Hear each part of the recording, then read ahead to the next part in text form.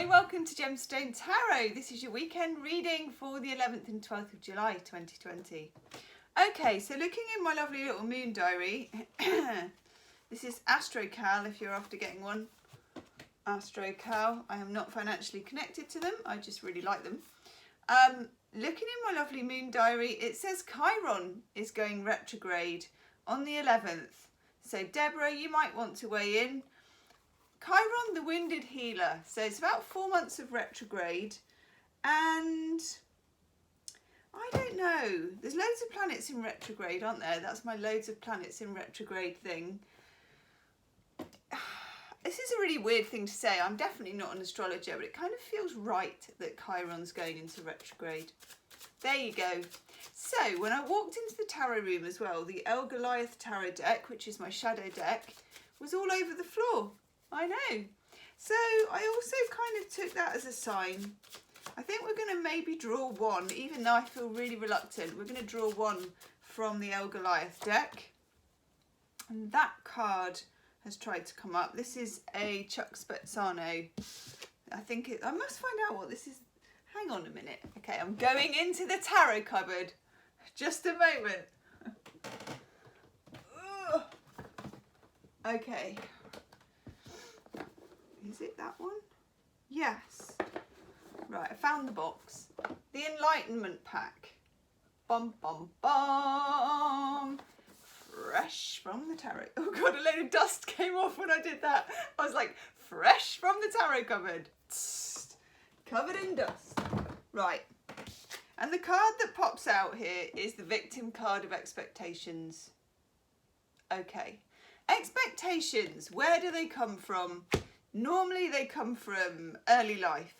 That's my early life mime. Early life, parents, teachers, they get embedded in us. I think there's going to be some shadow work around your own expectations. And I know in the Chuck Spezzano book for this, it talks about these flags. And it talks about expectations being flags that are unable to be moved. When actually life is very changeable. And we ought to be able to move our flag at a moment's notice with no apology to anyone, especially ourselves. So I feel like that's very important. Yes. We get the Hope, Brian and Wendy Frood, Heart of the Fairy Oracle. This is the Fairy of Despair here.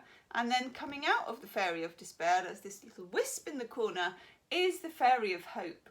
Okay, I like it. Abandonment. Chiron is a lot to do with feelings of abandonment.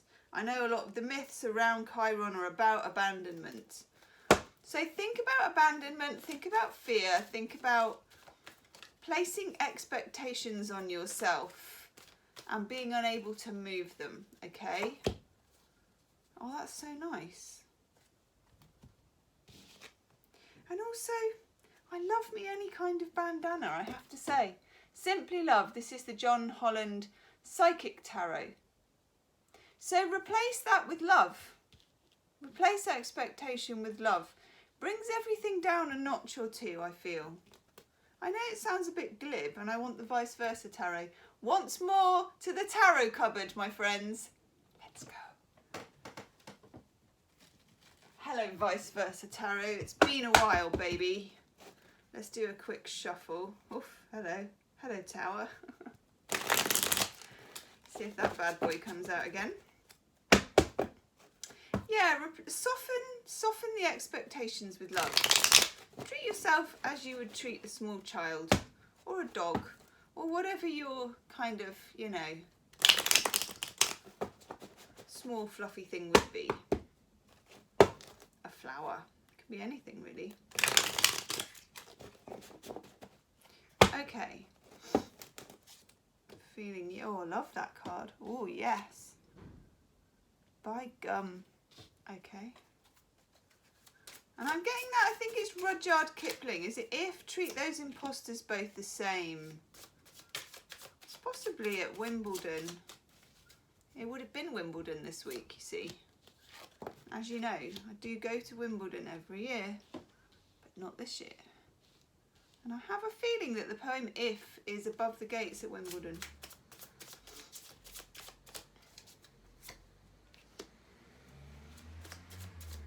Okay, we're getting some interesting cards.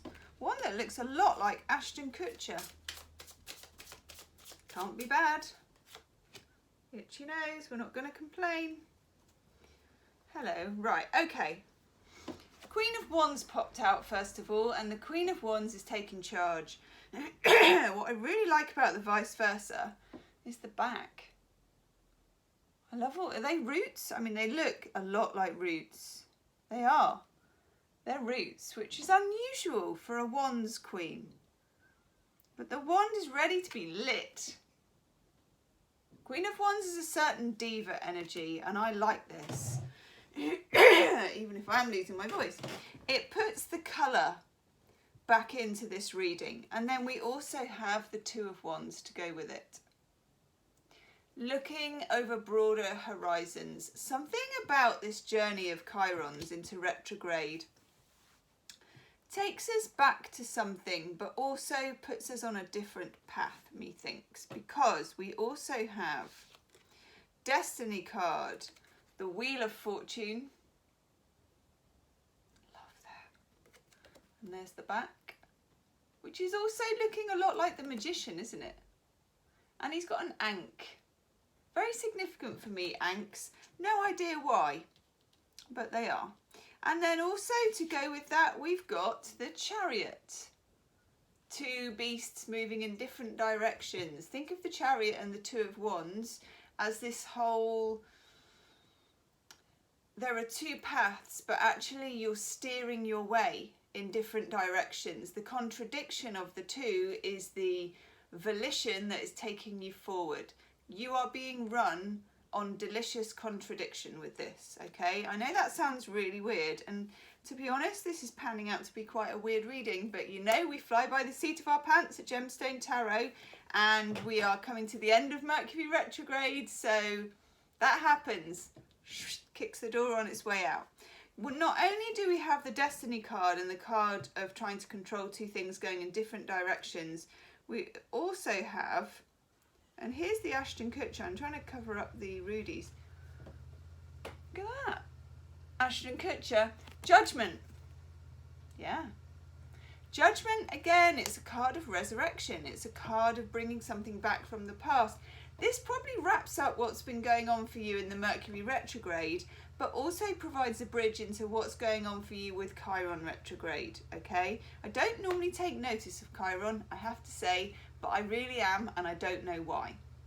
So see how it feels for you. Do a bit of research into it. Then we've got a bit of swordiness. We've got the Ice King. We've got the King of Swords in reverse. And there he is again in reverse. Pretty cool, actually. King of Swords in reverse is, this is narcissism, and it is being ruled by cruelty in some ways. Someone who is very uncompromising and influence. Along with the Five of Swords, Venus in Aquarius.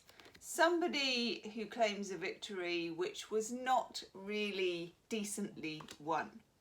This is a streak of unfairness going through your life, probably. We've all experienced this. There are cruel people, particularly if you think about the wounded healer, think about victims, think about expectations and people that held you to them when they weren't really that healthy for you to begin with. Usually the story is, when there's a King of Swords in reverse or some narcissism, that they were their expectations that got crushed and they've been projected onto you. That can be by a family member, a teacher, by a boss, by anybody. Don't stand for it. Don't stand for it. You don't have to reach those flags, especially in the message that I'm getting if you didn't place them yourself. If you place them yourself, you've got every right to move them. Yes. For some reason we're having one, ooh, from the 78 Doors. This is a strange reading today. Lots of cards going on the floor. Yeah, Knight of Wands in reverse, okay. This came up the other day. There will be some desires to, especially with the Queen of Wands and the Two of Wands, to prove somebody wrong. Don't bother. Proving somebody wrong usually takes a lot of energy, and also, even if you get to the place that you need to get to, like, you know, if a teacher says you'll never amount to anything, And honestly, I can't tell you how many teachers said that to me on my school report. Some nicely, some not so nicely. Yeah, I never could bring myself to care enough to prove them wrong. And if I had done, I might have ended up doing something I really hated for the sake of proving somebody wrong who really, what does it matter? They probably don't even remember that they said it. They probably said that to countless people that day, okay? Do it for yourself. Do whatever you're doing for yourself. These are your flags. These are your expectations. These are your goals for yourself. Make sure they come from a place of self-love, okay? Whew. Do follow me over on Instagram. I'm doing some shadow readings over there as well. Gemstone Tarot. No imagination, I've just used the same name but on Instagram. Yay! This is one of my favourite cards. Wisdom of the Oracle, Colette Baron Reid. It's time for a nap. But it's a foxy nap with one eye open, okay? This could literally be physical, you know. I don't know if you've been feeling it, but with all these planets in retrograde, I've been tired, you know. I've been tired and I've been slow. I mean, I'm not really always the fastest person or the person with the most stamina. But yeah, I've been tired and I've been slow. So when you need a nap, take a nap. That card has come up loads. And that came up yesterday too. I have a third one. Okay. We got children along with healing. It's the wounded healer. I hate to say the word inner child. It doesn't really sit very well with me, but I've said it. Okay, it's out there. And then we get emerging. This is a new beginning. It's very nice energy, but it's quite deep energy. And it's energy that takes a bit of emotional bravery. Leave me a comment, please. Let me know as far as you want to how this resonates with you. And I will see you soon. Namaste.